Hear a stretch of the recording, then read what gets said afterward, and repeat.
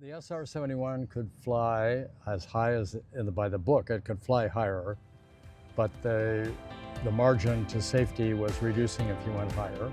The book answer was 85,000 feet, and Mach 3.2 means 3.2 times the speed of sound. Okay. So that translates at 85,000 feet, 3.2 is roughly speaking 2,300 miles per hour.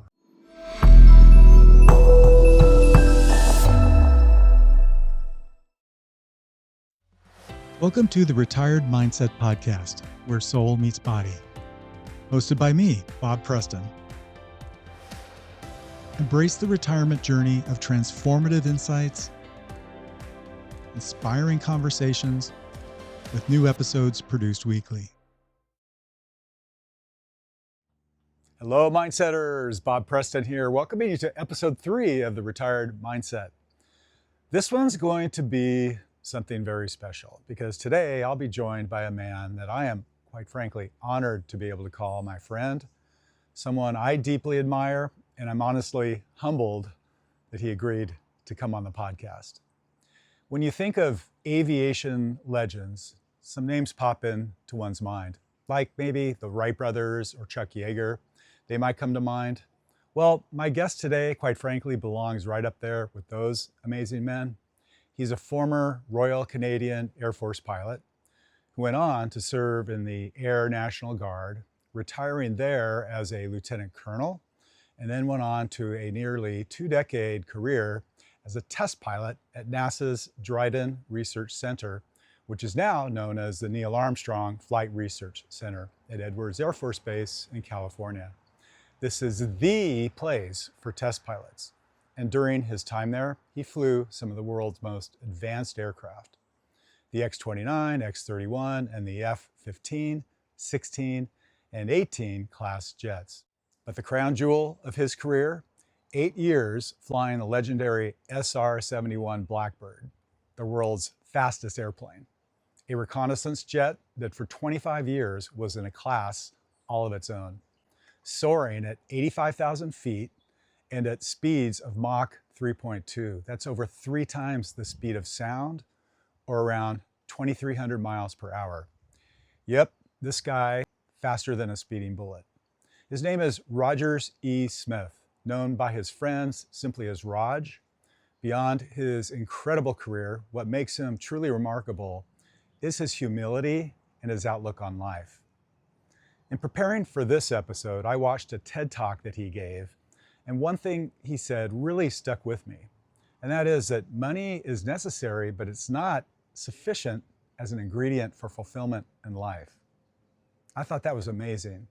It is exactly these kind of intangibles that make a conversation with Rog a once-in-a-lifetime experience, and he's a perfect guest for the Retired Mindset Podcast to address the impact retirement can have on the human spirit.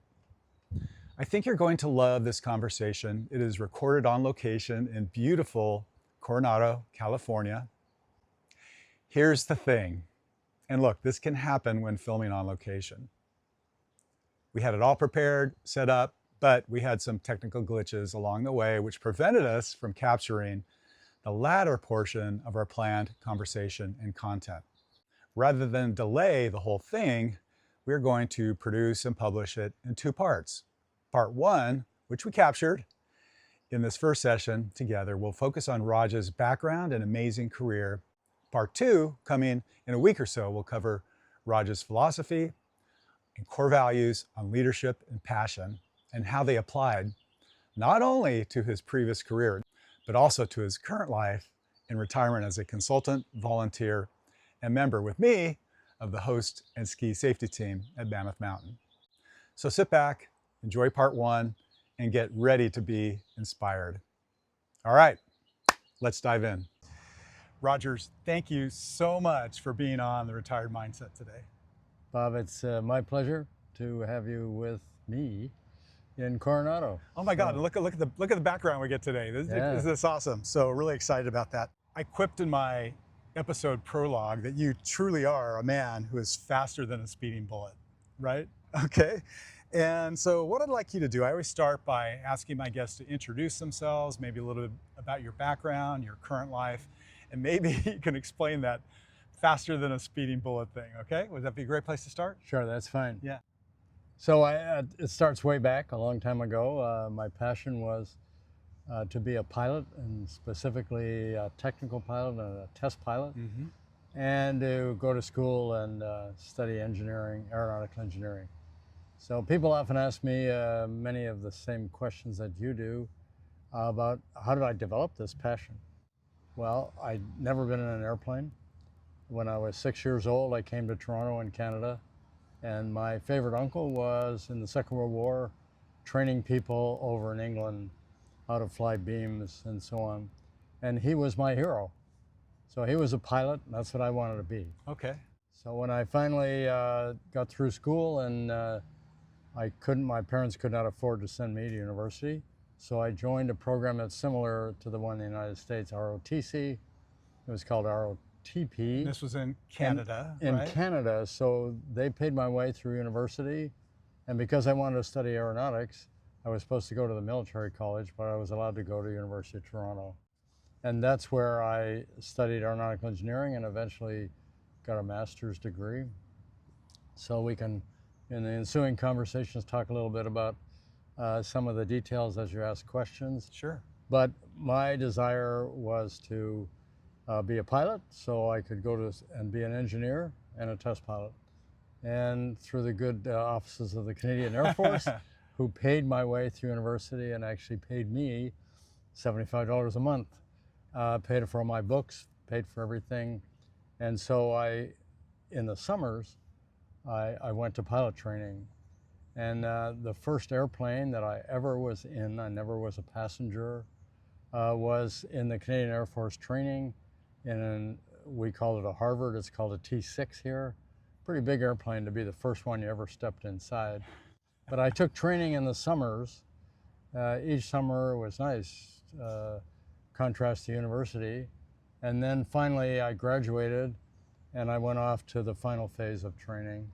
And during that time I was offered a scholarship back at the University of Toronto at the Institute of Aerospace Studies to get a master's degree in aeronautical engineering. So one of the people that was the commander on the base that I was at in Manitoba in Canada, I knew him because I was the softball player, a fast pitch player that was good enough to play on the station team as a cadet. So I played shortstop on the team, and so therefore I knew him a little bit. So I asked if I could get an interview with him. So I went to his office and explained I got this offer for 9 months, a fellowship to go back and study. And should I do that? It'd be right in the middle of my training, final training. And this was for a graduate degree then? For a graduate degree. And so he literally picked up the phone and called the headquarters in Ottawa, said, I have this cadet here, named me, and said he's got this offer and he should take it, and I want him to get 9 months leave without pay from the Air Force. So this is by way of saying all the people that influenced me along the way. I was lucky enough to have people open doors that I wanted to see open, and I had to put forth the effort. But my passion was to be a test pilot. And for us, I come from Canada and north of British Columbia. Had nothing to do with skiing until I was in Europe with the Canadian Air Force after I graduated from pilot training, where I started skiing. Okay, you weren't one of those James Bond guys, like back with a rifle on his back, chasing people down. No, no. Okay, yeah. But that ultimately connecting with us led me to live, work for NASA in Edwards Air Force Base near Lancaster in California. So from there we went, my family and I went up to Mammoth to ski on weekends, and ultimately we said, why don't we see if we can buy a house up here? Wonderful. Which in 1997, bought a house and joined the host program at Mammoth as a ski host on the mountain. And the last year, you came on that same program, and that's how we met, and that's why we're sitting here now. Yeah, absolutely. Yeah, that's how Roger and I met, everybody. We worked together, even though we're both technically retired. I think Roger has some side hustle still as well. But I was going to save this for later in the episode, but since you brought it up, I think I'll mention it now, because I can't tell you, you did something for me, and I can't tell you how much it meant to me at a time. When I first joined the host program, I loved it. Then the second year, I took on more of a leadership role as a lead, right? You remember that? I do. And I don't remember if you know this conversation, but I think I do. Okay, Yeah. Awesome. A lot of the hosts who had been doing this for a long time, they were kind of giving me the business a little bit about being a lead. Like, I could read the room, and I knew, that there was some skepticism, but you didn't do that. So I don't know if you remember this, but you were different. You came up to me and you said, Bob, we need more people like you. I'm paraphrasing here, so it may not be verbatim, but if you ever have any questions or if I can be any help, don't hesitate to ask. And I just really was impressed by that, and that made my day and just really made that transition easier for me. So I want to thank you for that, actually. I was going to do it later in the episode, but since it came up. No, I remember the conversation, and I certainly sensed the atmosphere that you talked about. What I do now is when I have the opportunities as a consultant, I have gone to companies and I just interview people one-on-one, answer a question ultimately as a reporter. For example, in lots of aerospace companies, big and small, they want to know, do we have a safety culture here? Yeah. And so that's dependent on discipline on the part of the individuals. It's dependent on people being good teammates, controlling their own ego. It's also dependent on leadership, being a proper leader and caring about people. Yeah. And so I know the conversation. I told a quick story to you that is pertinent to what you said. And it doesn't matter about the circumstances, the veracity of that. It matters, the story goes, that President Kennedy was down at Cape Canaveral with his entourage touring before we put a man on the moon. And so he's wandering the halls with his group, going from A to B. He sees a cleaning guy with his apparatus at the side of the hallway, goes over and introduces himself. Imagine it's a shock to the cleaning man, and said, the pertinent part is, he said, what do you do here? And he replied, I'm helping to put a man on the moon. Oh my goodness. So that I captures, do remember that story. Yeah. That captures leadership. What leaders do is make people feel like they're not important in the sense of being high in the hierarchy, but they're important to the overall objectives. So for me, I'm important to the objective up for the guests up there, but you are now put in a position where you have a role to play with the same purpose. Yeah. And so if you feel like you want to include people, to make them feel like you're part of it, as opposed to, I'm the boss, you're nothing, and I'm telling you what to do. That doesn't win any of the kind of response that you want. True. But as you told the story and as I added to it, that's what leadership's all about. No question about it. By the way, he's been doing the host program. This is how we met. We ski together, or we ski on the same mountain in Mammoth together. He's been doing it for 25 years as a host and mountain safety team member. He still is out there almost every day doing this thing. I was in my second year, so I was kind of a newbie still. And he showed me the respect to come and give me those kind words, and I just really appreciate it. Now I have a term for these kind of people. Okay, can I share my metaphor? Of course. Okay, so I refer to people who are kind-hearted and show leadership and welcoming spirit. You did. And I call them trail angels. I don't know if you've ever heard that term before. I haven't, but that's well, trail angel is a person, if you're ever hiking out on the trail, you meet and they're like, just showing you the right way, maybe pulling out their map, and they're kind of, you get it, right? Well, the metaphorical trail angel are those that help you adapt in certain situations as you're making a path in life, or maybe in a new role or in a new circumstance. And so you, my friend, one of the first trail angels that I had ever met. And so I wanted to say thank you for that. good. Well, Yeah. So anyway, you could tell somebody that sometime that, hey, yeah, I was Bob's trail word. angel. Yeah. Okay, so I want you to go back and explain the speeding bullet part. Sure. We didn't get to that, right? You did a nice summary. We're going to get more detailed on your background and your career. But Okay. Well, At NASA, the kind of one of the last big stops that I made in my career, I just happened to be arrived at the time that NASA received, they were retiring the SR-71 Blackbird, which is a very special airplane that flew as a reconnaissance airplane, mainly secretly, for 25 years for this country. The unique advantage it could fly faster and higher than anyone. How high did it fly? So the book answer is 85,000 feet.